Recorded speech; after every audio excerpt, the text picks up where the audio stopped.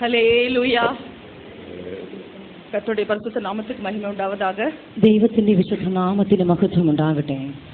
118 சங்கீதம் 17 வசனத்தில் சொன்ன வசனத்தின்படி நான் சாகாமல் பிழைத்திருந்து கர்த்தருடைய செய்கைகளை விவரிப்பேன் என்ற வார்த்தையின்படியே இந்த மாலை வேளையிலும் இந்த முதல் நாள் கூட்டத்திலும் கூட நமக்கு நித்திய ஜீவனை வாக்குத்தத்தம் செய்திருக்கிற அன்பின் தேவனும் அநாதி ரட்சகருமாயிருக்கிற கர்த்தராகிய இயேசு கிறிஸ்துவினுடைய நாமத்தை மகிமைப்படுத்தி சாட்சி சொல்லும்படியாய் கர்த்தர் எனக்கு கொடுத்த இந்த நல்ல சந்தர்ப்பத்துக்காக என் தேவனை நன்றியோடு துதிக்கிறேன், സ്തോത്രിக்கிறேன். 118 സങ്കീർത്തനത്തിന്റെ 17 വാക്യത്തിൽ പറഞ്ഞിരിക്കുന്നത് പോലെ ഞാൻ മരിക്കാതെയും ജീവിച്ചിരുന്ന യഹോവയുടെ പ്രവൃത്തികളെ വർണ്ണിക്കും എന്ന വചനപ്രകാരം ഈ ഒന്നാം ദിവസവും പ്രാഥമിക യോഗത്തിലും നമ്മുടെ സ്നേഹവാനായ ദൈവവും അനാദിയായ കർത്താവുമായിരിക്കുന്ന യേശു ക്രിസ്തുവിന്റെ നാമത്തിന് മഹത്വം കൊടുത്തുകൊണ്ട് ഇപ്രകാരം ഒരു സാക്ഷിയായി നിൽക്കുവാൻ കർത്താവ് നൽകി വിലയേറിയ അവസരത്തിനായി ഞാനും ദൈവത്തെ സ്തുതിക്കുന്നു.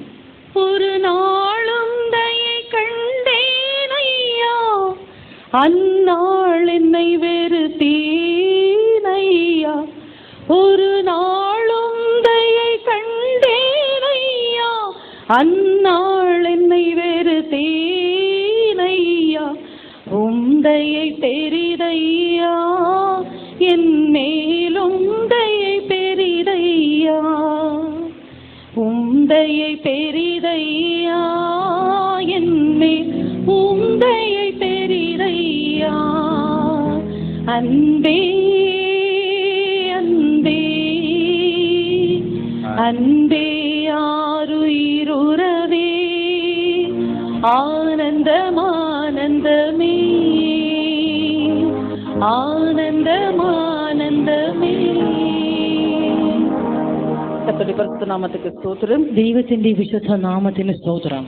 தேவனை அறியாத விக்கிரக ஆராதனை செய்கிறதான ஒரு குடும்பத்தில் பிறந்து வளர்க்கப்பட்டேன். ഞാൻ ദൈവത്തെ അറിയാത്ത വിഗ്രഹ ആരാധനയുള്ള ഒരു കുടുംബത്തിൽ ജനിച്ച് വളർത്തപ്പെട്ടു. என்னுடைய பெற்றோர் இருவருமே சினிமா திரைப்பட உலகில் பிரபலமான நடிகர் நடிகையாக வாழ்ந்து வந்தார்கள். എന്റെ മാതാപിതാക്കൾ ഇരുവരും ചലച്ചിത്ര രംഗത്തിൽ വളരെ പ്രശസ്തരും പ്രസിദ്ധരുമായി പ്രവർത്തകരായി ജീവിച്ചവർ ആയിരുന്നു. ஆனால் கர்த்தருடைய அன்பு அவர்களை சந்தித்த பொழுது கர்த்ததாமே ஈவாய் அவர்களுக்கும் ரட்சிப்பை தந்து அவர்களையும் கர்த்தருடைய நாமத்துக்கென்று ஒரு ஊழியக்காரர்களாய் கர்த்தர் ஆக்கி இருக்கிறபடினால் என் தேவனை நன்றியோடு துதிக்கிறேன், സ്തോത്രിக்கிறேன். എന്നാൽ ദൈവത്തിന്റെ സ്നേഹം അവരെയും സന്ദർശിച്ച വേളയിൽ കരുണയോടുകൂടെ കർത്താവ് അവർക്കും രക്ഷയെ കൊടുത്ത് ദൈവം തന്റെ കരുണയാൽ അവരെയും തന്റെ നാമത്തിന് സാക്ഷികളായി തനിക്ക് ശുശ്രൂഷകരായി മാറ്റിയിരിക്കുന്ന കൃപയ്ക്കായി ഞാൻ ദൈവത്തെ സ്തുതിക്കുന്നു. நான் வளர்ந்த பொழுது என்னோடு இருந்ததான ஒரு சுபாவம் என்னவென்றால் இருமனமும் எதற்கெடுத்தாலும் பயப்படக்கூடியதான ஒரு சுபாவமும் எதையும் யாரையும் உடனே நம்பிவிடக்கூடியதான ஒரு சுபாவம் എന്നിൽ കാണപ്പെട്ടது.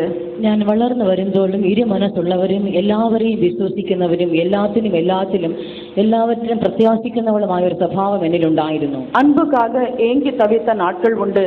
ഞാൻ സ്നേഹത്തിന് വേണ്ടി ഞരങ്ങിക്കൊണ്ടിരുന്നതായ നാളുകൾ എനിക്കുണ്ടായിരുന്നു. அது ஏனென்றால் என்னுடைய பெற்றோர் சினிமா திரைப்பட உலகில் நடிப்பதிலும் சினிமா படம் தயாரிப்பதிலும் மிகவும் அலுவலாய் இருந்தபடியினால நான் என்னுடைய 1st ஸ்டாண்டர்ட்ல இருந்து 5th ஸ்டாண்டர்ட் வரைக்கும் ஒரு ரோமன் கேத்தலிக் ஹாஸ்டலில் சேர்ந்து வளர்ந்தேன், പഠിத்தேன். എന്റെ മാതാപിതാക്കൾ ചലച്ചിത്രത്തിൽ അഭിനയിക്കുന്നതിലും അത് സംവിധാനം ചെയ്യുന്നതിലും തികച്ചും തിരക്കുള്ളവർ വ്യാപൃതർ ആയിരുന്നതുകൊണ്ട് 1ാം ക്ലാസ് മുതൽ 5ാം ക്ലാസ് വരെയും റോമൻ കത്തോലിക്കക്കാരുടെ കോൺവെന്റിൽ താമസിച്ച് ഞാൻ പഠിക്കേണ്ടുന്ന അവസ്ഥ ജീവിതത്തിൽ എനിക്ക് നേരിട്ടു.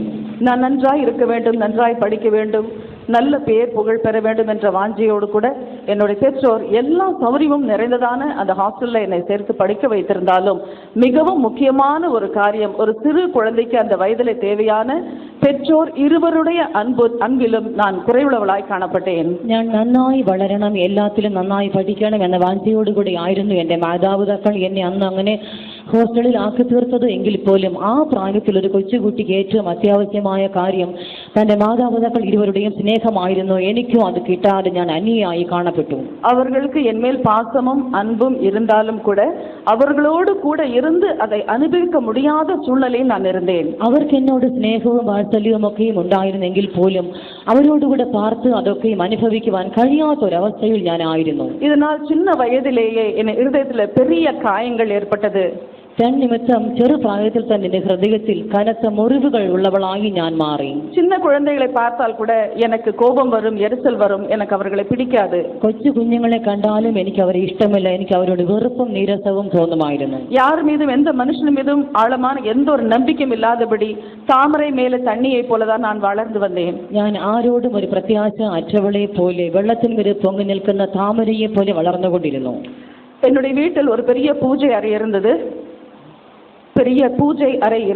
എന്റെ വീട്ടിനകത്ത് ഒരു വലിയ പൂജാമുറി ഞങ്ങൾക്കുണ്ടായി. அதுல எல்லா விதமான விக்கிரகங்களும் எல்லா விதமான 33 கோடி தேவர்களுடைய படங்களும் அங்கே இருந்தது. അതിലെ സകലവിധ വിഗ്രഹങ്ങളുടെയും 33 കോടി ദേവന്മാരുടെ ചിത്രങ്ങളും ഒക്കെയും ആ പൂജാ മുറിയിൽ ഉണ്ടായിരുന്നു. என்னுடைய தகப்பனார் மிகவும் பக்தி வைராகியம் உள்ளவராய் சிரத்தையோடு எல்லா காரியங்களையும் பூஜையெல்லாம் எப்படி செய்ய வேண்டும் என்பதை எனக்கு மூத்த மகளாய் இருந்தபடினால் எனக்கு சொல்லிக் கொடுத்து வந்தார்கள். എന്റെ പിതാവ് തികച്ചും നല്ല ശുഷ്കാന്തിയുള്ള ഒരു ഭക്തനായിരുന്നത് കൊണ്ട് ഇന്ന പൂജകൾ ചെയ്യണം, മന്ത്രങ്ങൾ ചൊല്ലണമെന്നെല്ലാം ഞാൻ മൂത്ത പുത്രി ആയിരുന്നത് കൊണ്ട് എനിക്കും അതൊക്കെയും പഠിപ്പിച്ചു തരുമായിരുന്നു. ஆனால் நான் வளர்ந்து வந்ததான அந்த ஹாஸ்டல்ல கர்த்தராகிய இயேசு கிறிஸ்து கல்வாரி சிலுவையில ஆணிகள் கடாவப்பட்ட அந்த கரங்களோடும் பாதங்களோடும் ரத்தம் வடிய சிந்தி கொண்டிருந்த அந்த காட்சியை பார்க்கும் பொழுது எது உண்மையான தெய்வம் என்கிறதான ஒரு சந்தேகம் என்னுடைய சின்ன வயதில் எனக்கு ஏற்பட்டது. എന്നാൽ ഞാൻ പഠിച്ചുകൊണ്ടിരുന്ന പാർത്തിരുന്ന ഹോസ്റ്റലിനകത്ത് ഇപ്രകാരം ഒരു ചിത്രം ഉണ്ടായിരുന്നു. കർത്താവ് യേശു ക്രിസ്തു ആണികളാൽ തറയ്ക്കപ്പെട്ട് കുരിശിൽ തൂങ്ങുന്ന ഒരു ചിത്രം. ഇതെല്ലാം കാണുമ്പോൾ ഇതിൽ സത്യദൈവം ഏത് എന്നറിയാതെ വണ്ണം എൻ്റെ കൊച്ചു ഹൃദയം എൻ്റെ ഉള്ളിൽ ഞരങ്ങിക്കൊണ്ടിരുന്നു. சில சமயம் எனக்கு சுகவீனங்கள் சிறுபிராயத்தை காணப்பட்ட பொழுது என்னை இஸ்லாமியர் மதத்தின்படி மசூதிக்கு கூட்டிச் சென்று அங்கே என்னுடைய பெற்றோர்கள் எனக்கு பாத்தியா கூட பண்ணி தொழுகை செய்திருக்கிறார்கள். ഒരു സമയത്തിൽ എൻ്റെ മാതാപിതാക്കൾ മുസ്ലിങ്ങളുടെ മസ്ജിദിൽ എന്നെ കൊണ്ടുപോയി അവിടുത്തെ ചടങ്ങുകളും എൻ്റെ മേൽ ചെയ്തിരുന്നു. இப்படி பலவிதமான சூழ்நிலையில காணப்பட்டிருந்தாலும் கூட அந்த கல்வாரி அன்பு, அந்த தனிமையில பெற்றோருடைய அன்புக்கு ஏங்கி இருந்ததான் என்னுடைய இருதயத்தை கர்த்தர் கண்டார். ഇപ്രകാരം ഞാൻ പലവിധമായ സമ്മർദ്ദങ്ങളാൽ ഞെരുക്കപ്പെട്ടുകൊണ്ടിരുന്ന ആ നാളുകളിൽ മാതാപിതാക്കളുടെ സ്നേഹത്തിന് വേണ്ടി ഞരങ്ങുന്ന എൻ്റെ ഹൃദയത്തിലെ അനുഭവത്തെ എൻ്റെ കർത്താവ് കാൽവരിയിൽ കണ്ടിരുന്നു. என்னை வளர்த்து வந்ததான கன்னியாஸ்திரி சகோதரிமார்கள் பரலோகத்தை குறித்தும் நரகத்தை குறித்தும் பரமண்டல ஜபம் எப்படி செய்ய வேண்டும் என்பதை குறித்தும் எனக்கு அவர்கள் ஒரு பக்கம் கிறிஸ்தவ மதத்தை குறித்தும் சொல்லிக் கொண்டு வந்தார்கள். അവിടെയുള്ള കന്യാസ്ത്രീമാർ അവർ എന്നോട് സ്വർഗത്തെക്കുറിച്ചും നരകത്തെക്കുറിച്ചും പറയും. സ്വർഗസ്ഥനായ പിതാവ് എന്നുള്ള പ്രാർത്ഥനയും പറയും. പ്രകാരം ഒരു ഭാഗത്തിൽ അവരും എന്നെ ആ രീതിയിൽ വളർത്തുവാൻ പരിശ്രമിച്ചുകൊണ്ടിരുന്നു. இப்படியாக குறைபாடுள்ள சுபாவங்களோடும் குறைபாடான ஜீவியத்தோடும் நிறைவாய் இருந்தாலும் கூட அனுபவிக்க முடியாததான ஒரு சூழ்நிலையில நான் வளர்ந்து வந்தேன். ഇപ്രകാരം ലോകത്തിൽ എനിക്ക് സകലമും സമൃദ്ധമായി നിറവായി ഉണ്ടായിരുന്നു എങ്കിൽ പോലും ജീവിതത്തിൽ കുറവുള്ളവളായി, സ്വഭാവത്തിൽ കുറവുള്ളവളായി ഞാൻ വളർന്നുകൊണ്ടിരുന്നു. செல்வம் செழிப்புக்கு எந்த குறையும் எங்களுக்கு கிடையாது. സമ്പത്തിനും ഐശ്വര്യത്തിനും എനിക്ക് യാതൊരു കുറവും ഉണ്ടായിരുന്നില്ല. இப்படியாக இருந்த நாட்களிலே என்னுடைய பெற்றோர் மிகவும் பிரம்மாண்டமான படங்களை தயாரிக்கும்படி அவர்கள் இறங்கினார்கள். അങ്ങനെയുള്ള ആ നാൾക്കളിൽ എൻ്റെ മാതാപിതാക്കൾ വളരെയധികമായ കനത്ത ചിലവുള്ള വലിയൊരു ചിത്രം നിർമ്മിക്കുവാൻ തുനിഞ്ഞു. അതിനാൽ അവர்கள் மிகுந்த கஷ்டத்திலும் கடனிலும் மூழ்கிவிட்டார்கள். എന്നാൽ ആ ചിത്രം തകരുകയും അതുനിമിത്തം എൻ്റെ മാതാപിതാക്കൾ കനത്ത കടഭാരത്തിലും നഷ്ടത്തിലും അകപ്പെട്ടു പോവുകയും ചെയ്തു. நான் ஸ்கூல் படிப்பு படித்துக் கொண்டிருந்த நாட்களிலே என்னுடைய பெற்றோருடைய கடன் பிரச்சனையை பார்க்க முடியாதவளாய் நான் அவர்களிடத்தில் சென்று 16 வயதில் நான் போய் வேலை செய்கிறேன், செய்து இந்த கடனை அடைக்கிறேன் என்று சொல்லி இந்த சினிமா திரைப்பட உலகை நானும் தொழிலாக தேர்வு செய்தேன். എനിക്ക് 16 വയസ്സ് പ്രായമുള്ളപ്പോൾ എൻ്റെ കുടുംബത്തിൽ മാതാപിതാക്കളുടെ കടഭാരത്തെയും അവരുടെ കഷ്ടപ്പാടും അധ്വാനമൊക്കെയും കണ്ട് ഞാൻ പറഞ്ഞു, ഞാനും ജോലി ചെയ്യാം, ഞാനും നിങ്ങളെ സഹായിച്ച് എങ്ങനെയെങ്കിലും കടം വീട്ടുവാൻ പരിശ്രമിക്കാമെന്ന് പറഞ്ഞ് ഞാനും 16 വയസ്സുള്ളപ്പോൾ ഈ സിനിമയിൽ അഭിനയിക്കുവാൻ വേണ്ടി എന്നെ ഏൽപ്പിച്ചു കൊടുക്കുവാൻ ശ്രമിച്ചു. കർത്തരുടെ പരിശുദ്ധ നാമத்துக்கு மகிமை உண்டாகட்டும். ദൈവത്തിന്റെ വിശുദ്ധ നാമത്തിന് മഹത്വം ഉണ്ടാകട്ടെ. 4 ഭാഷകളിൽ ഹീറോയിനാக நடித்திருக்கிறேன். ഞാൻ അവിടെ 4 ഭാഷകളിൽ അഭിനയിച്ചു. தெலுங்கு, கன்னடம், தமிழ், மலையாளம் போன்ற 4 பாஷைகளில் ஹீரோயினாக நடித்திருக்கிறேன். ഞാൻ തെലുങ്ക്, കന്നഡ, തമിഴ്, മലയാളം ഭാഷകളിൽ നായികയായി അഭിനയിച്ചിട്ടുണ്ടായിരുന്നു. எல்லா பாஷைகளிலும் முன்னணி கதாநாயகர்களாக இருந்த கமலஹாசன், ரஜினிகாந்த், மம்முட்டி, மோகன்லால் போன்ற அனைவரோடும், ராஜ்குமார் போன்றதான பெரிய பெரிய நடிகர்களோடும் நடித்திருந்தாலும் ഞാൻ ആ നാൾക്കളിലുള്ള മുൻനിര നായകന്മാരായ മോഹൻലാലിനോടും മമ്മൂട്ടിയോടും മറ്റെല്ലാ പ്രസിദ്ധരായ നടന്മാരോടും കൂടെ അഭിനയിച്ചിരുന്നു. എങ്കിൽ പോലും எல்லா மேன்மையான ஸ்தானத்தை காட்டிலும் எல்லா மேன்மையான அனுபவங்களை காட்டிலும் என் சிருஷ்டிகரே எனக்கு நாயகராய் இருக்கும்படி கர்த்தர் தாமே சித்தம் கொண்டு என்னை ஒரு ஜீவ பாதையில் നടത്തുம்படியாய் എന്നെ அந்த பாதையில் അനുമതിத்தார். എങ്കിലും അതെല്ലാത്തിനേക്കാളും തികച്ചും ശ്രേഷ്ഠമായ ഒരു ജീവനായകനായ കർത്താവ് എനിക്ക് ഭർത്താവായി വരുവാനും ദൈവത്തിന്റെ ജീവന്റെ പാതയിൽ ഞാൻ നടക്കുവാൻ തക്കവണ്ണം എന്നെ ചേർത്ത് കൊള്ളേണ്ടതിനായി ദൈവം തന്റെ പാതകളുമായി എന്നെ തേടി വന്നു. மிகவும் பிரபலமாய் நடிக்க ஆரம்பித்தேன். என்னுடைய கடன் பிரச்சனை எல்லாம் தீர்ந்தது. ஆடம்பரமான ஜீவியமும் சம்பரமான வாழ்க்கையும் என்னை வந்து சேர்ந்தது. ഞാൻ വളരെ പ്രസിദ്ധിയായ ഒരു അഭിനേത്രിയായി മാറി, ഒരു നടിയായി തീർന്നു. ധാരാളം സമ്പത്തും പറഞ്ഞറിയിപ്പാൻ കഴിയാത്ത പ്രശംസയും ഒരു ആഡംബര ജീവിതവും സുഖവും എല്ലാം എന്നെ തേടി എന്റെ പിന്നാലെ ഉണ്ടായിരുന്നു. கர்த்தருடைய பரிசுத்த நாமத்துக்கு ஸ்தோத்திரம். ദൈവത്തിന്റെ വിശുദ്ധ നാമത്തിന് பஞ்சகாலத்துல யோசேப்பை எகிப்துக்கு அனுப்பி தன்னுடைய குடும்பத்தார் அனைவரோடும் கூட நஷ்டப்பட்டு போகாதபடி ஜீவரட்சண்யம் செய்யும்படியாக கர்த்தர் யோசேப்பை எகிப்துக்கு அனுப்பினது போல என்னையும் என்னுடைய குடும்பத்தில் காணப்பட்டதான குறைவை நீக்கும்படி தற்காலிகமாக கொஞ்ச நாட்கள் சினிமாவில் இருக்கும்படி எனக்கு கர்த்தர் தாமே அனுகிரகம் செய்தார் என்றுதான் நான் சொல்ல முடியும். ക്ഷാമകാലം വരും മുമ്പ് കുടുംബത്തിന്റെ ജീവരക്ഷ ഉണ്ടാകേണ്ടുന്നതിനായി യോസേഫിനെ കർത്താവ് മിസ്രൈമിലേക്ക് അയച്ച് ആ കുടുംബത്തെ പോറ്റി പുലർത്തുവാൻ നിശ്ചയിച്ചിരുന്നത് പോലെ എന്റെ കുടുംബത്തിന്റെ കടഭാരത്തെ മാറ്റി ആ കഷ്ടങ്ങൾക്കൊരു പരിഹാരം കണ്ടെത്തുവാൻ വേണ്ടി എന്റെ ദൈവം ചില കാലങ്ങൾ സിനിമയിൽ അഭിനയിപ്പാൻ എനിക്കൊരു അവസരം തന്നു എന്നേ എനിക്കും പറവാൻ കഴിയൂ. ஆனால் யோசேப்பும் அவருடைய குடும்பத்தார் யாவரும் அநாதி தேவனை தன்னுடைய தேவனாக கொண்டிருந்தபடியினால உலகமோ மாம்சமோ இச்சையோ கண்களின் இச்சையோ மாம்சத்தின் இச்சையோ ജീവനത്തിൻ പെരുമയോ അവர்களை മേற்കൊള്ളவில்லை. എന്നാൽ യോസേഫും തന്റെ കുടുംബവും പുരാതനാം ദൈവത്തെ തങ്ങൾക്ക് സങ്കേതമായി കണ്ടിരുന്നത് കൊണ്ട് കൺമോഹം, ജഡമോഹം, ജീവനത്തിന്റെ പ്രതാപം തുടങ്ങി യാതൊന്നും തന്നെ അവരിൽ പറ്റുവാൻ ഇടയായി തീർന്നില്ല. ஆனால் அந்நிய தேவர்களை வணங்கி வந்த எங்களுடைய குடும்பத்துல இப்படிப்பட்ட பாதையை நான் சுயமாய் தெரிந்து கொண்டாலும் இப்பொழுது சொல்லப்பட்டதான அந்த கண்களின் இச்சை, மாம்சத்தின் இச்சை, ജീവനത്തിൻ പെരുமை என்னை ஆட்கொள்ள ஆரம்பித்தது. എന്നാൽ അന്യമായ ദൈവങ്ങളെ ആരാധിക്കുന്ന എന്റെ കുടുംബത്തിൽ ഞാൻ ഇപ്രകാരം പറവാൻ പാടില്ലെങ്കിൽ പോലും എന്റെ ജീവിത പാത നിമിത്തമായി കൺമോഹവും ജഡമോഹവും ജീവനത്തിന്റെ പ്രതാപവും എന്റെ മേൽ വാഴുവാൻ ശ്രമിച്ചുകൊണ്ടിരുന്നു. என்னுடைய மன விருப்பத்தின்படி நான் மிகவும் சந்தோஷமாய் வாழ்ந்து வந்தேன். എന്റെ മനോബോധ പ്രകാരം വളരെ സന്തുഷ്ടമായ ഒരു ജീവിതം ഞാൻ നയിച്ചു. அப்படியாக நான் வாழ்ந்த நாட்களிலே ஒரு பயங்கரமான கார் விபத்தை சந்தித்தேன். അങ്ങനെയുള്ള ഒരു നാളുകളിൽ ഒരു ഭയാനകമായ കാർ അപകടത്തിൽ ഞാൻ ഇരയായി തീർന്നു. 1986 வருடம் ஜூன் மாதம் 13ஆம் தேதி 1986 വർഷം ജൂൺ മാസം 13ആം തീയതി நான் 2 படங்கள் கன்னட படங்கள் முடித்துவிட்டு பெங்களூரில் இருந்து சென்னைக்கு பிரயாணமாய் வந்து கொண்டிருந்தேன். ഞാൻ 2 കന്നഡ സിനിമകളിൽ അഭിനയിച്ചതിന് ശേഷമായി ബാംഗ്ലൂരിൽ നിന്നും ചെന്നൈയിലേക്ക് കാർ മാർഗം വരികയായിരുന്നു. എന്നോട് കൂടെ എനിക്ക് ഉദവിയായി ഇരുന്ന makeup man, lady assistant, driver 3 പേരോട് കൂടെ നാനും പ്രയാണമായി വന്നു കൊണ്ടിരുந்தேன். ആ കാറിൽ ഞാനും എന്റെ സഹായിയായ മേക്കപ്പ് മാനും ഒരു സഹോദരിയും ആ ഡ്രൈവറും അവർ മൂവരും എന്നോട് കൂടെ അതിലുണ്ടായിരുന്നു. நிறைய நகைகள் அணிந்த பழக்கமுண்டு. ഞാൻ ധാരാളം ആഭരണങ്ങൾ അണിയുന്ന ആഭരണ പ്രിയയായിരുന്നു. 2 பிக்சருடைய ரெமினரேஷன் ஒரு பிரீஃப் கேஸ் நிறைய வைத்திருந்தேன். 2 படங்களுடைய வருமானத்தை பெட்டியில் வைத்திருந்தேன். 2 സിനിമകളുടെയും വരുമാനം ലഭിച്ചത് ഞാൻ അന്ന് എന്നോട് കൂടെ പെട്ടിയിൽ കരുതിയിരുന്നു. பெயர், புகழ், பதவி, பணம் எல்லாம் என்னிடத்தில் இருந்தது. പേരും പ്രശസ്തിയും പണവും പുകഴ്ചയും ഒക്കെയും സമൃദ്ധിയായി അന്ന് എനിക്കുണ്ടായിരുന്നു. நான் இந்த சினிமா படத்தில் சேரும் பொழுது ஹீரோயினாக தான் இன்ட்ரோடியூஸ் ஆனேன். அதை விட்டு வெளியே வரும் பொழுதும் ஒரு ஹீரோயினாக தான் வெளியே வந்தேன். ഞാൻ സിനിമാ രംഗത്തിൽ അഭിനയം ആരംഭിച്ചതും ഒരു സിനിമയിലെ നായികയായിട്ടായിരുന്നു. അഭിനയം നിർത്തി പുറത്തു വരുമ്പോഴും ഞാൻ സിനിമയിൽ നായികയായിട്ട് അഭിനയിക്കുന്ന കാലം തന്നെയായിരുന്നു. പുകഴ്ചയിലെ പേർ പ്രസ്താവത്തിലെ ഉച്ച നിലയിൽ ഇരുന്നേൻ. ഞാൻ പ്രശസ്തിയുടെയും ഉച്ചകോടിയിൽ അന്നായിരുന്നു. നമ്പർ 1 ഹീറോയിനാக നടിച്ച നേരം ഞാൻ 1ാം നിരയിലെ നായികയായിട്ട് അഭിനയിക്കുന്ന സമയമായിരുന്നു. പറந்துയരാൻ, വിളിച്ചു വിളികേട്ടു പോன்ற മലയാള പടങ്ങളെ നിങ്ങൾ பார்த்தீர்களானால் உங்களுக்கு புரியும். ചില മലയാള പടങ്ങൾ, ചില മലയാള ചിത്രങ്ങൾ കാണുമെങ്കിൽ നിങ്ങൾക്ക് അതിൽ എന്റെ ആ നായികയായിട്ടുള്ള അഭിനയത്തെ കണ്ടറിയാൻ സാധിക്കും. அப்படியாக பேர் பிரஸ்தாபத்துல உச்சமா இருந்த நேரத்துல தான் அந்த ஆக்சிடென்ட் எனக்கு சம்பவித்தது. അപ്രകാരം പ്രശസ്തിയുടെയും പ്രസിദ്ധിയുടെയും ഉച്ചകോടിയിൽ നിൽക്കുന്ന അന്ന് ആൾക്കളിലായിരുന്നു ആ കാർ അപകടം എനിക്കുണ്ടായത്. ராணிப்பேட்டையில நாங்கள் மதியானம் சாப்பிட்டு விட்டு எங்கள் பிரயாணத்தை தொடர்ந்து வாகனத்துல அம்பாசிடர் காரில் தொடர்ந்து செய்தோம். ഞങ്ങൾ റാണിപ്പേട്ടയിൽ ഉച്ചഭക്ഷണം കഴിഞ്ഞതിന് ശേഷം കാറിൽ യാത്ര ചെയ്ത് മുന്നോട്ട് വരികയായിരുന്നു.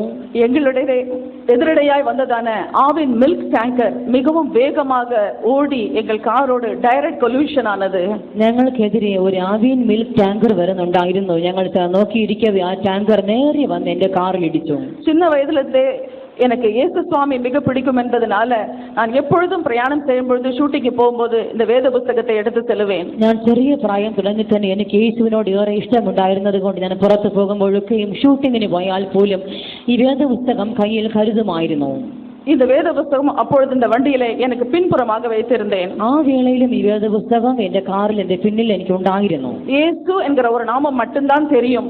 എനിക്ക് അന്ന് യേശു എന്നുള്ള ഒരു പേര് മാത്രമേ അറിയൂ. வசனம்லாம் படிச்சது கிடையாது, தியானிச்சது கிடையாது, அதோட முக்கியம் என்னன்னு எனக்கு தெரியாது. ഞാൻ തിരുവചനങ്ങളെ വായിക്കുകയോ ധ്യാനിക്കുകയോ അതിന്റെ പ്രാമുഖ്യം എന്തെന്ന് അറിയുകയോ ചെയ്തിട്ടുണ്ടായിരുന്നില്ല. கர்த்தருடைய பரிசுத்த நாமத்துக்கு மகிமை உண்டாகட்டும். ദൈവത്തിന്റെ വിശുദ്ധ നാമത്തിന് മഹത്വം அந்த ഉണ്ടാകട്ടെ. ஆக்சிடென்ட் ஆன அந்த க்ஷணத்திலேயே அந்த கார் மிகவும் நொறுக்கப்பட்டு என்னோடு பிரயாணம் செய்த அந்த 3 பேர் அந்த இடத்திலேயே மரித்து போனார்கள். ആ ടാങ്കർ ലോറി ഇടിച്ച അതേ മാത്രയിൽ ഞങ്ങളുടെ കാർ പാടെ തകർന്നു പോയി. എന്റെ കൂടെ ഉണ്ടായിരുന്ന മറ്റു 3 പേരും അതേ സ്ഥാനത്തിൽ തൽക്ഷണം മൃതി അടഞ്ഞു. என்னுடைய முகம் இரண்டாக கிழிக்கப்பட்டது. എന്റെ മുഖം രണ്ടായി പിളർന്നു പോയി. என்னுடைய முதுகெலும்பில ஹேர் லைன் கிராக் ஏற்பட்டது. എന്റെ നട്ടെല്ലിലും ചില മുറിവുകൾ പരിക്കുകൾ ഉണ്ടായി, വിടവുകൾ ഉണ്ടായി. என்னுடைய வலது கண் அந்த ரெப்பை 3ஆக கிழிக்கப்பட்டு என்னுடைய கண் பார்வை கொஞ்சம் மங்கலாக எதையும் பார்க்க முடியாத சூழ்நிலையில் காணப்பட்டது. എന്റെ വലത് കൺപോളെ 3ആയി ചീന്തിപ്പോയി. എനിക്ക് കാഴ്ച തന്നെ മങ്ങി കാണുവാൻ കഴിയാത്ത അവസ്ഥയിൽ ഞാൻ ആയിരുന്നു. உச்சந்தலையிலிருந்து உள்ளம் கால் வரை ஒரே ரத்தமாக என் உடம்புல பாய ஆரம்பித்தது. എന്റെ നെറുക മുതൽ പാദം വരെ ഞാൻ തികച്ചും രക്തക്കുളത്തിൽ മുങ്ങിയതുപോലെ ആയിരുന്നു. எனக்கு ஆக்சிடென்ட் எப்படி நடந்தது என்று என் தேவன் என்னை பார்க்கவும் அனுமதிக்கல, கேட்கவும் அனுமதிக்கல. ஆனா ஆக்சிடென்ட் நடந்த பிறகு என்னை சுற்றிலும் ஒரு அந்தகாரம் மாத்திரம் இருப்பதை நான் உணர்ந்தேன். ആ ആക്സിഡന്റ് എങ്ങനെ സംഭവിച്ചെന്ന് കാണാനോ കേൾപ്പാനോ ദൈവം എനിക്ക് അനുവദിച്ചില്ല എങ്കിൽ പോലും അപകടം നടന്നു കഴിഞ്ഞ ഉടനെ ഒരു അന്ധകാരം എന്നെ പൊതിയുന്നത് ഞാൻ അറിഞ്ഞു. நான் ஒரு ஒரு ஒரு நாய்க்குட்டியை போல சுருண்டு கால் வைக்கிற இடத்துல அப்படியே நான் முகம் குப்புற விழுந்து கிடந்தேன். என்னோட முகம் 2ஆக மேஜர் ஹெட் இன்ஜுரி ஆனதுனால இந்த இடம் அப்படியே ஓபன் ஆகி இந்த சதை கீழே தொங்கிக் கொண்டிருந்தது. ഒരു നായ്ക്കുട്ടി ചുരുണ്ട് കിടക്കുന്നത് പോലെ കാറിൽ സീറ്റിനും മുൻസീറ്റിനും ഇടയിലുള്ള ഭാഗത്തിൽ ഞാൻ കുടുങ്ങി ചുരുണ്ട് കിടന്നു. എന്റെ മുഖം 2ആയി പിളർന്നു പോയി. തലക്കേറ്റ മാരകമായ പരുക്ക് നിമിത്തം മാംസപേശികൾ പുറത്തേക്ക് തൂങ്ങിയ അവസ്ഥയിൽ ഞാൻ കാണപ്പെട്ടു. அந்த காரிருள் நேரத்துல അങ്ങനെയുള്ള ഗാഢ അന്ധകാര വേളയിൽ அந்த நொறுக்கப்பட்ட வாகனத்துக்கு உள்ளே ஒரு தரிசனத்தை நான் பார்த்தேன். ആ തകർന്നു പോയ വാഹനത്തിനകത്ത് കിടക്കുന്ന ആ അവസ്ഥയിൽ ഞാൻ ഒരു ദർശനം കണ്ടു. எனக்கு பின்புறமாக வலது பக்கத்தில் பின்புறமாக கர்த்தராகிய இயேசு கிறிஸ்து வெள்ளை அங்கி அணிந்தவராய் அவருடைய வலது கரத்தினாலே என்னுடைய வலது தோளை தொட்டு என்னை உலுக்கி மகளே தூங்கியது போதும் எழுந்திரு என்று சத்தமிட்டு கூப்பிட்டார். എന്റെ വലത്തെ ചുമലിന്റെ പിൻഭാഗത്തായി കർത്താവായ യേശു ക്രിസ്തു വീണ്ടങ്കി ധരിച്ചവനായി നിലകൊള്ളുകയും തൻ വലം കൈ നീട്ടി എന്റെ വലത്തെ ചുമലിൽ തൊട്ടുകൊണ്ട് മകളെ ഉറങ്ങിയത് മതിയെന്ന് എഴുന്നേൽക്കാം എന്ന് എന്നെ പിടിച്ച് കുലുക്കുകയും ചെയ്തു. கர்த்தருடைய பரிசுத்த நாமத்துக்கு ஸ்தோத்திரம். ദൈവത്തിന്റെ വിശുദ്ധ നാമത്തിന് സ്തോത്രം. என்னை கண்டு என்னை பார்த்து என்னோடு பேசி என்னை தொட்டு எனக்கு உயிர் கொடுத்து எனக்கு ஜீவன் கொடுப்பதற்கு എന്നിൽ ഒരു നന്മയും ഇല്ല. പ്രിയമാനവர்களே, പ്രിയമുള്ളവരെ, എന്റെ കർത്താവ് എന്നെ തേടി വന്ന് എന്നെ കണ്ട് എന്നെ അറിഞ്ഞ് എന്നെ തൊട്ട് എന്നെ ജീവിപ്പിച്ച് എനിക്ക് ജീവൻ നൽകുവാൻ തക്കവണ്ണം എന്നിൽ യാതൊരു നന്മയുമില്ല. பிதா யார் யாரெல்லாம் கர்த்தராகிய இயேசு கிறிஸ்து கரத்தில் ஒப்பு கொடுத்திருக்கிறாரோ அவர்கள் எல்லாரும் ரட்சிக்கப்படுவது நிச்சயம். பிரியமானவர்களே, പിതാവ് ആരെയെല്ലാം കർത്താവ് യേശുവിന്റെ കരങ്ങളിൽ സമർപ്പണം ചെയ്തിരിക്കുന്നുവോ അവർക്കെയും രക്ഷിക്കപ്പെടുന്നത് ദൈവം നിശ്ചയമാകും. எத்தனையோ ஆசீர்வாதங்கள் நமக்கு இந்த பூமியில் ஆவிக்குரிய ஜீவியத்துல ஊழியத்துல குடும்பத்துல இருந்தாலும் நமக்கு கிடைக்கப்பட்டிருக்கிற முதலாவது பெரிய ஒரே ஒரு நன்மை ரட்சிப்பு. பிரியமானவர்களே, ഈ ജീവിതത്തിൽ ശുശ്രൂഷയിൽ കുടുംബത്തിൽ ഭവനത്തിൽ എത്രയോ നന്മകളും അനുഗ്രഹങ്ങളും ഒക്കെ നമുക്ക് നൽകപ്പെട്ടിരിക്കാം. എങ്കിൽ പോലും നമുക്ക് ലഭിച്ചിരിക്കുന്ന ഒന്നാമത്തെ ഏറ്റവും വലിയ അനുഗ്രഹം ഈ മഹത്തായ രക്ഷയാകുന്നു. இரக்கத்தில் ஐஸ்வர்யம் உள்ள தேவன் தாமே அந்த ரட்சிப்பை எனக்கு ஈவாய் கொடுக்கும்படியாய் என்னை சாவுக்கு ஒப்பு கொடுக்காமல் என்னை வெகுவாய் தண்டித்தார் என்று சொல்ல முடியும். കരുണാസമ്പന്നനായ ദൈവം തന്നെ എന്നെ രക്ഷിക്കുവാൻ മനസ്സലിഞ്ഞവനായി മരണത്തിന് ഏൽപ്പിച്ചു കൊടുക്കാതെ വണ്ണം എനിക്ക് ജീവൻ തന്നെ എന്നെ രക്ഷിച്ചു എന്ന് എനിക്ക് പറയുവാൻ സാധിക്കും. ദൈവത്തിന്റെ വിശുദ്ധ നാമത്തിന് സ്തോത്രം. எனக்கு நல்ல ஞாபக சக்தியும் சிங்கத்தை போன்ற தைரியத்தையும் பலனையும் கர்த்தர் கொடுத்தார். ദൈവമോ എനിക്ക് നല്ല ഓർമ്മശക്തി മടക്കി തന്നു. സിംഹത്തെ പോലെ ധൈര്യത്തെയും ബലത്തെയും ദൈവം എനിക്ക് തിരികെ തന്നു. நான் கண் திறந்து பார்க்கும் பொழுது அந்த தரிசனம் மறைந்து விட்டது. ഞാൻ കണ്ണുകളെ തുറന്ന് നോക്കുമ്പോഴേക്കും ആ ദർശനം എന്നെ വിട്ട് മാഞ്ഞു കഴിഞ്ഞിരുന്നു. முன்னாடி பார்க்கும்போது 2 சவங்கள், ഞാൻ മുൻപിലേക്ക് നോക്കിയാൽ 2 ശവങ്ങൾ. வலது பக்கத்துல என்னுடைய லேடி அசிஸ்டன்ட்டும் கொஞ்ச நேரத்துல மரிக்கக்கூடியதான நிலவரத்தில் இருந்தாள். എന്റെ വലത് ഭാഗത്ത് എന്നെ സഹായിക്കുന്ന ആ സ്ത്രീ മരണാസന്ന അവസ്ഥയിലായിരുന്നു. போலீஸ் கேஸ் ஆகிவிடும் என்று சொல்லிவிட்டு யாரும் எனக்கு உதவி செய்ய மறுத்து பயந்து ஓடிவிட்டார்கள். பயந்தார்கள். ഈ അപകടം കണ്ടവരെല്ലാവരും ഇതിൽ തൊട്ടുപോയെങ്കിൽ വലിയ പോലീസ് കേസ് ആകുമെന്ന് ഭയന്ന് എന്നെ സഹായിക്കുവാനോ രക്ഷിക്കുവാനോ മുതിരാതെ എല്ലാവരും ഓടി ഒളിച്ചു. ஆனால் மனிதர்கள் கண்களிலே தயவு கிடைக்க செய்கிறதான நம்முடைய தேவன் அந்த நேரத்தில் ஒரு மனுஷனை அனுப்பி எனக்கு உதவி செய்யும்படியாய் அனுகிரகம் செய்தார். എന്നാൽ മിക്ക മനുഷ്യരും തങ്ങളോട് ദയാലുവായ ഒരുത്തനെ കാണും എന്നുള്ള വചനപ്രകാരം ആ വേളയിൽ എന്നോട് ദയ കാണിക്കുവാനും എന്നെ രക്ഷിപ്പാനും സഹായിപ്പാനും തക്കവണ്ണം ഒരു വ്യക്തിയെ ദൈവം എഴുന്നേൽപ്പിച്ചു. உடனடியாக என்னுடைய பெற்றோர் அங்கே வந்து என்னை சந்தித்து சென்னையில் இருக்கிறதான அப்பல்லோ ஹாஸ்பிட்டலில் என்னை கொண்டு போய் சேர்த்தார்கள். ഉടനെ തന്നെ എന്റെ മാതാപിതാക്കൾ അവിടെ എത്തി. അവർ എന്നെ കണ്ടു. മദ്രാസിലുള്ള അപ്പല്ലോ ആശുപത്രിയിൽ അവർ എന്നെ ആക്കി. என்னை டெஸ்ட் பண்ணி பார்த்து விட்டு பெரிய பெரிய டாக்டர்கள் இனி உங்க பொண்ணு பிழைக்க மாட்டா, செத்து போயிடுவா, உங்க சொந்தக்காரங்க எல்லாருக்கும் தகவல் சொல்லிடுங்கன்னு சொல்லிட்டாங்க. എന്നെ പരിശോധിച്ച് വിദഗ്ധന്മാരായ ഡോക്ടർമാരൊക്കെ വിധി എഴുതി ഇനി ഇവൾ ജീവിക്കുകയില്ല, ആരെങ്കിലും അറിയിക്കണമെങ്കിൽ നിങ്ങൾ അറിയിച്ചു കൊള്ളാം. கர்த்தருடைய கிருபையினால் பெற்றோர் ரட்சிக்கப்பட்டவர்களா இருந்தபடினால இந்த வேத வசனத்தின் வசனங்களை வாசித்து விசுவாசித்து அதை தியானிக்கிறவர்களா இருந்தபடினால 91வது சங்கீதத்தை என்னுடைய தலைமாட்டில் 2 புறமும் உட்கார்ந்து கொண்டு, கர்த்தாவே, கடனில் இருந்தும் விக்கிரகாராதனையிலிருந்தும் மாயான ஜீவித்திருந்தும் எங்களை விடுவித்த தேவன் நீர் என்பது உண்மையானால் என் பிள்ளைக்கு ஜீவனை தாரும் ஆண்டவரே என்று சொல்லி 91வது சங்கீதத்தை 2 பக்கம் உட்கார்ந்து மாறி மாறி படித்துக் கொண்டிருந்தார்கள். എന്നാൽ എന്റെ മാതാപിതാക്കൾ രക്ഷിക്കപ്പെട്ട ദൈവമക്കളും ദൈവത്തിന്റെ വചനങ്ങളെ വായിച്ച് ധ്യാനിച്ച് അതിൽ ഉറച്ച് വിശ്വസിക്കുന്നവരുമായിരുന്നത് കൊണ്ട് അവർ എന്റെ കിടക്കയിൽ എന്റെ തലയ്ക്കരികെ ഇരുഭാഗവും ഇരിക്കുകയും 91ാം സങ്കീർത്തനത്തിലെ വാഗ്ദാനങ്ങളെ ഓരോന്നോരോന്നായി മാറി മാറി അത് ഉരുവിട്ട് അത് ഏറ്റു പറഞ്ഞുകൊണ്ടിരിക്കുകയും ചെയ്തു. ஆவியும் ஜீவனுமாய் இருக்கிற அந்த வசனம் எனக்குள் ஜீவனை உண்டாக்கியது. ആത്മാവും ജീവനും ആയിരിക്കുന്ന തിരുവചനങ്ങൾ എന്നിലും ജീവനെ ഉളവാക്കി. செத்து போய் விடுவாள் என்று சொன்ன டாக்டருடைய ஞானத்தை எல்லாம் பைத்தியமாக்கி அவர்களே திரும்பி என்ற பெற்றோரிடத்துல, நீங்க எந்த கடவுளை கும்பிடுறீங்க ராஜன், நன்றி சொல்லுங்க, உங்க மக பிழைச்சிட்டான்னு சொன்னாங்க.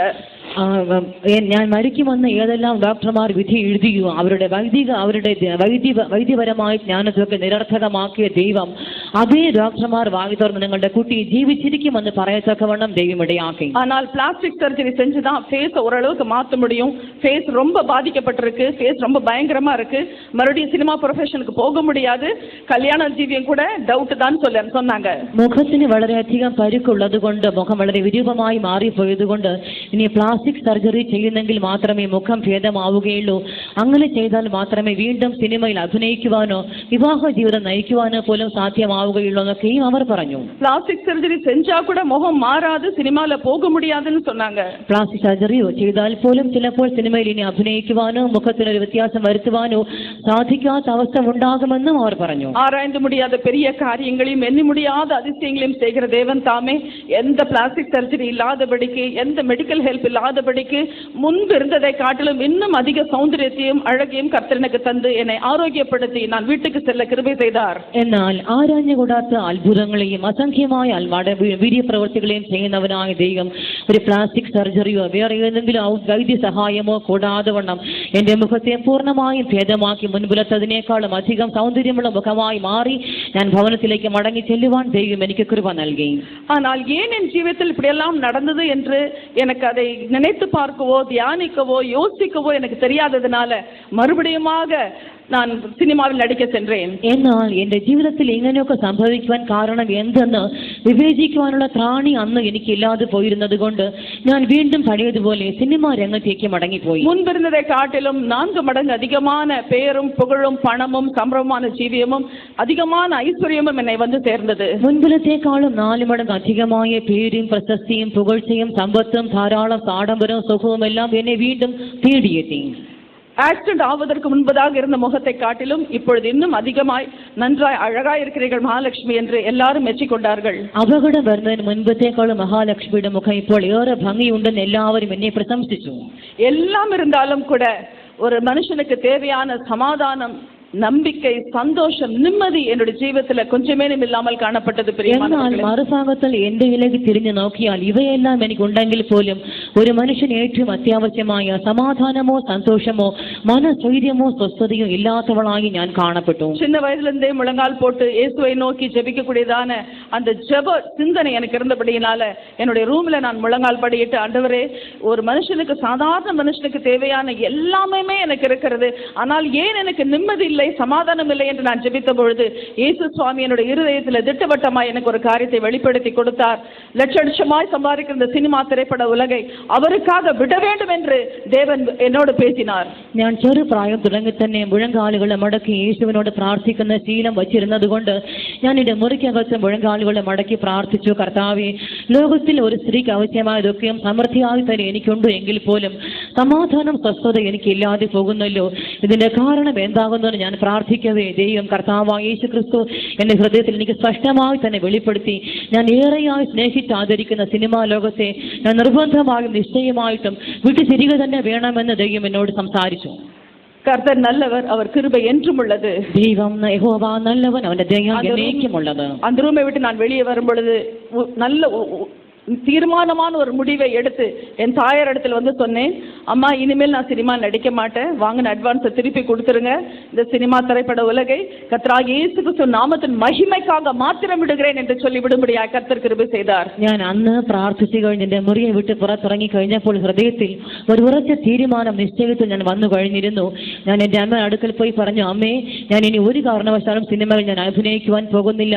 ഇനി എനിക്കൊരു ജീവിതം ശേഷിക്കുന്നെങ്കിൽ ആ ജീവിതം കർത്താവ് യേശു ക്രിസ്തുവിന്റെ നാമത്തിന് മഹത്വത്തിന് വേണ്ടി മാത്രമായിരിക്കും. ആകയാൽ ഇത്രയോളം വാങ്ങിയ അഡ്വാൻസുകൾ, ആ തുകകളൊക്കെ നിർമ്മാതാക്കൾക്ക് മടക്കി കൊടുത്തുകൊള്ളുക. സകലത്തെയും അതിനതിൻ കാലത്തിലെ നേർത്തിയായി ചെയ്യുന്ന ദേവൻ താമേ இந்த பரிசுத்தவானுடைய ஒளியுள்ள பரிசுத்தவானுடைய ஐக்கியத்திலே என்னை கொண்டு வந்து சேர்த்தார். സകലതും അതതിന്റെ കാലത്ത് ഭംഗിയായി ചെയ്യുന്ന ദൈവം തന്നെ വെളിച്ചത്തിലുള്ള വിശുദ്ധന്മാരുടെ ഈ കൂട്ടായ്മയിലേക്ക് എന്നെയും കൊണ്ടുവന്നു ചേർത്തു. எனக்கு லாபமானவைகளை நஷ்டமாகவும் குப்பையாகவும் விடுகிறேன் என்று பவுலோபோஸ்தலன் சொன்னது போல இந்த திரைப்பட உலகத்தில் வந்ததான பிரயர் பிரஸ்தாபம், பணம், பதவி எல்லாவற்றையும் குப்பையும் நஷ்டமாய் விடும்படியாய் கர்த்தர் எனக்கு கிருபை செய்ததினால் நன்றியோடு துதிக்கிறேன், ஸ்தோத்திரிக்கிறேன். എനിക്ക് ലാഭമായിരുന്നതൊക്കെയും കർത്താവായ യേശു ക്രിസ്തുവിന്റെ പരിജ്ഞാന നിമിത്തം ഞാൻ ചവറെന്നും ചപ്പെന്നും നിഷേധമെന്നും എണ്ണുന്നു അപ്പോസ്തലനായ പൗലോസ് പറഞ്ഞിരിക്കുന്നത് പോലെ സിനിമാ രംഗത്തിലുള്ള എല്ലാ പ്രശസ്തിയും പ്രസിദ്ധിയും ആ പണവും എല്ലാവற்றையும் യേശു നിമിത്തം ചപ്പെന്നും ഛേദമെന്നും എണ്ണുവാൻ കർത്താവ് എനിക്കും കൃപ നൽകിയതിനായി ഞാൻ കർത്താവായ യേശുവിനെ നന്ദിയോടെ സ്തുതിക്കുന്നു. ஒரு மனுஷன் எப்படி ஜீவிக்க வேண்டும், எப்படி ஜீவித்தால் அவனுக்கு மறுமையில இடம் உண்டு என்பதை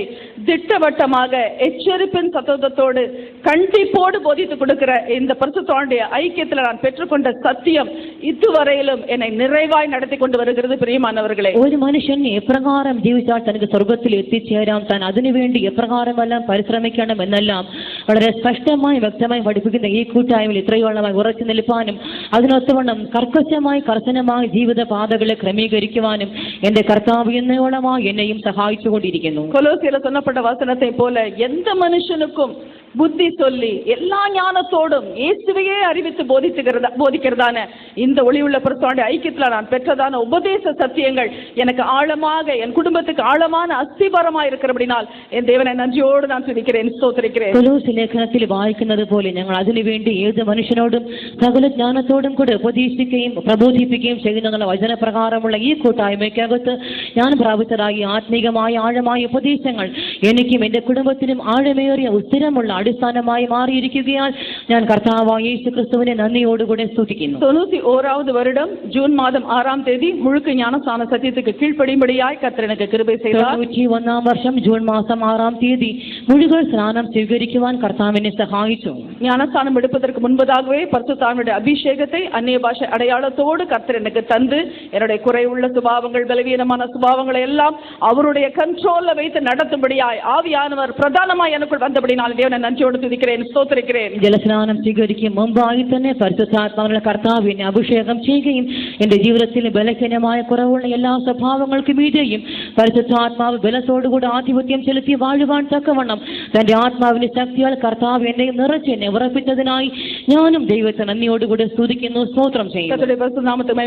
ദൈവത്തിന്റെ വിശുദ്ധ നാമത്തിന് മഹത്വം ഉണ്ടാകട്ടെ. இந்த விசுவாச பாதையில வந்த பிறகு எனக்கு ஏற்பட்டதான சோதனைகளில, நிந்தைகளில, அவமானங்களில நான் ஏன் இப்படி ஆகிறது ஆண்டவரே என்று கேட்டு தீர்த்த நேரத்துல எல்லாம் ആണ്ടതാമേ എനിക്ക് ഒരു വസനത്തെ അടിക്കടി ஞாபகப்படுத்துவார். ഈ വിശ്വാസ മാർഗത്തിൽ വന്നതിന് ശേഷമായി എനിക്ക് നേരിട്ട എല്ലാ അപമാനങ്ങളിലും നിന്ദകളിലും താഴ്ചകളിലും അവഹേളനങ്ങളിലും ഒക്കെയും കർത്താവെ എനിക്ക് എന്തുകൊണ്ട് ഇപ്രകാരം നേരിടുന്നൊക്കെ ഞാൻ ദൈവത്തോട് ചോദിച്ച് കരഞ്ഞതായ വേളകളിൽ ഒരു വചനം നൽകി കർത്താവ് എന്നെ എല്ലായ്പ്പോഴും ഉറപ്പിച്ചുകൊണ്ടിരുന്നു. ആകാതിന്റെ തള്ളിന കല്ല് മൂലയ്ക്ക് തലക്കല്ലായിற்று, അത് കർത്തരാലെ ആയിற்று, അത് നമ്മുടെ കണ്ണുകൾക്ക് ആശ്ചര്യമായി இருக்கிறது என்று சொல்லி என்னை பலப்படுத்துவார்.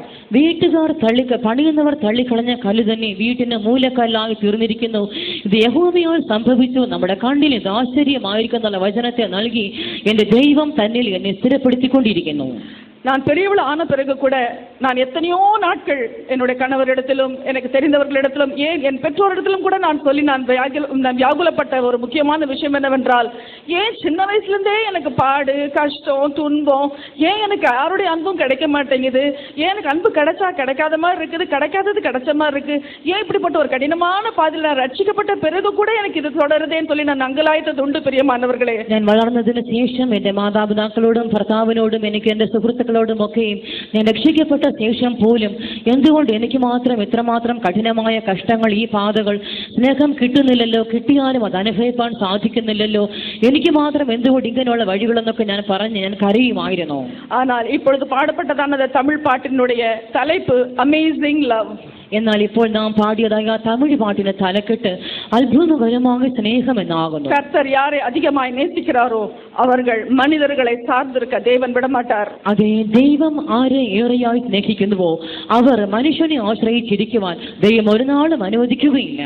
குடும்பத்தில் ஜீவித்தாலும் கூட எல்லாரையும் நேசிக்க வேண்டும், கடமைகளை செய்ய வேண்டும் என்று இருந்தாலும் கூட கர்த்தரை தான் பிரதானமாய் சார்ந்து நேசிக்க வேண்டும் என்கிறதான சத்தியத்தை அனுபவமாக்கி கொள்ள கர்த்தர் கிருபை செய்தபடினாலே தேவனை நன்றியோடு துதிக்கிறேன், ஸ்தோத்திரிக்கிறேன். കുടുംബത്തിൽ ജീവിച്ചാലും എല്ലാവരെയും സ്നേഹിക്കുകയും എല്ലാവർക്കും ചെയ്യേണ്ട കടപ്പാടുകളൊക്കെയും ചെയ്യണമെന്ന് വിചാരിച്ച് ജീവിച്ചാൽ പോലും എല്ലാത്തിനേക്കാളും പ്രധാനമായി കർത്താവിനെ മാത്രം സ്നേഹിക്കണം, യേശുവിൽ മാത്രം ആശ്രയിക്കണം, സത്യത്തെ മുറുകെ പിടിച്ച് ജീവിക്കുവാൻ കർത്താവ് എനിക്കും സഹായിക്കുന്നതിനായി ഞാനും ദൈവത്തെ നന്ദിയോടുകൂടെ സ്തുതിക്കുന്നു. நான் இந்த விசுவாசத்துக்கு வந்த பிறகு நான் பெற்றதான ஆசீர்வாதங்கள் அநேகம் உண்டு பிரியமானவர்களே. அதையெல்லாம் சொல்ல போனால் இப்பொழுது சமயம் பத்தாது. ഈ വിശ്വാസം സ്വീകരിച്ചതിനു ശേഷമായി ഞാൻ പ്രാപിച്ച അനുഗ്രഹങ്ങൾ എത്രയോ അസംഖ്യമാകുന്നു.